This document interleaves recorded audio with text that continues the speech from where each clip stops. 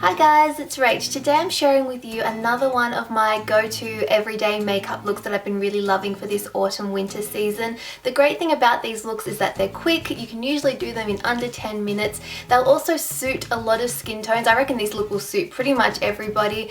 And the third thing is that it doesn't matter what your skill level is. They are really easy to do. So whether you're really great at makeup or not that great at makeup, it doesn't matter because you should be able to pull this look off. So let's get started.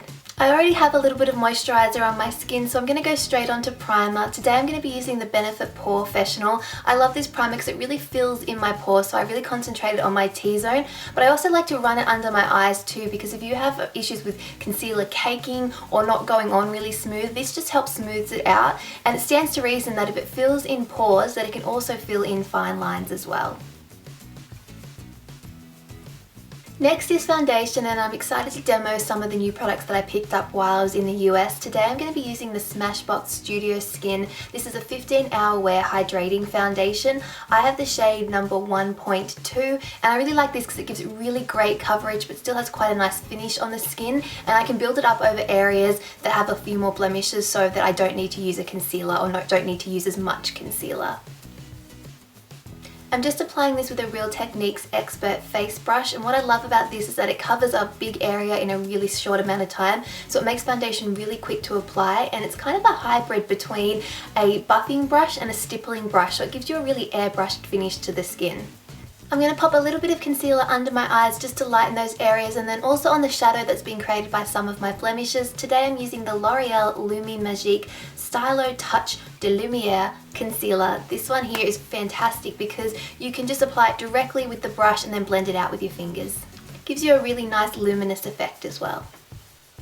When concealing blemishes, it's a good idea to let the concealer sit on the blemish for a little while, blend out the other areas first and then come back to the blemish. That way you'll get the most coverage out of the concealer. Using your foundation brush to go back and blend out concealer just makes everything look really seamless. To set our base in place, I'm going to be using the Benefit Halo Flawless Powder. I love this powder because not only does it give you extra coverage, but it's also great to chuck in your handbag too, because you've got a mirror and then underneath you have both a brush and a little sponge depending on what you prefer. Today I'm using the Furless Pro 2F brush to apply my powder, and I'm concentrating it mainly in the T-zone because that's where I get the most oily. For this look, I'm not too worried about bronzer, but I do want a little bit of contouring, so I'm going to be using the Kevyn Aucoin Sculpting Powder. This is in the shade Medium. It's a really nice cool toned powder, and I'm going to apply this with my Goss number 2 brush. A little goes a long way, and you just want to apply this in the upper hollows of your cheekbones. You can of course make the fishy face if you can't find them. It's totally fine. I do it all the time. I like to use circular motions to buff the contour powder upwards just for a really soft effect. Taking a little bit more powder, I like to run this along my jawline and then buff whatever's left over into the temples and my forehead. I'm going for more of a neutral toned blush look, so today I'm going to be using the Tarte Amazonian Clay Blush in Exposed. This is a really gorgeous shade and it looks great on a lot of skin tones and has a nice plum tone to it, but still can seem quite natural.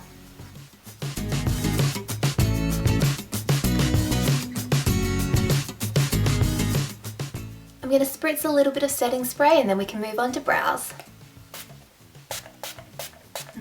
I'm still on a brow pencil kick at the moment, but for this video I wanted to demonstrate another brow pencil that I picked up recently. This is the Anastasia of Beverly Hills Brow Wiz, and I have the shade Brunette.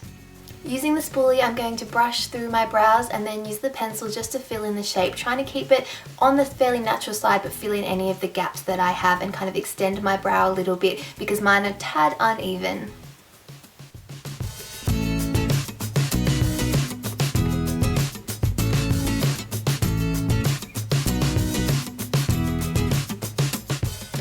If I have extra time outside of our allotted 10 minutes, then this is probably where I'd spend my extra time.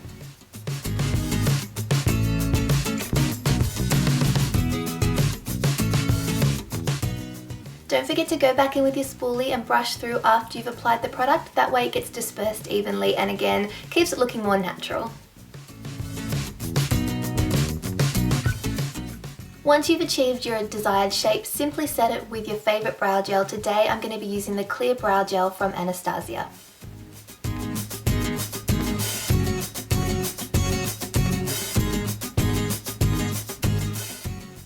Next is eyes, and this is the easiest part of the entire look because we are going to be using one eyeshadow. That's right, one eyeshadow. I'm using one of my all-time favorites. This is MAC's Satin Taupe. And what I love about Satin Taupe is that it has the perfect blend of both cool and warm tones. It's not too cool, so it will work on a lot of people. It's not too silvery, it's not too purpley, it's not too browny. It has enough of all of them to just look really, really nice. Applied just using your favourite domed eyeshadow blending brush. Again, I'm using the Sigma Blending E25, the MAC 217. Doesn't really matter what brand you're using, as long as it's fluffy and it blends out product, you're good to go. Take a little bit more product, tap off the excess, then pinch your brush and run it under the lower lash line as well.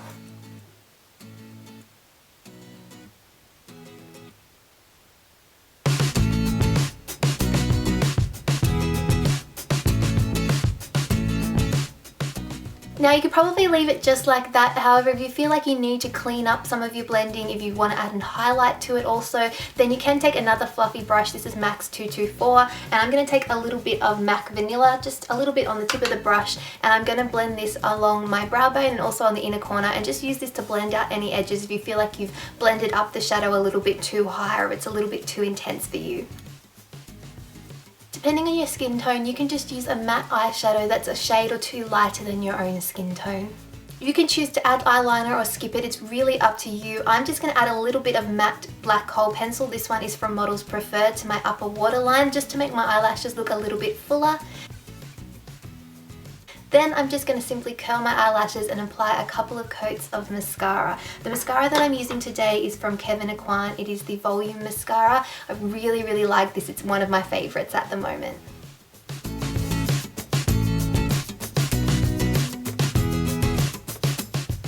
Layer up the mascara as much as you would like, and then also pop a little bit on the bottom lashes.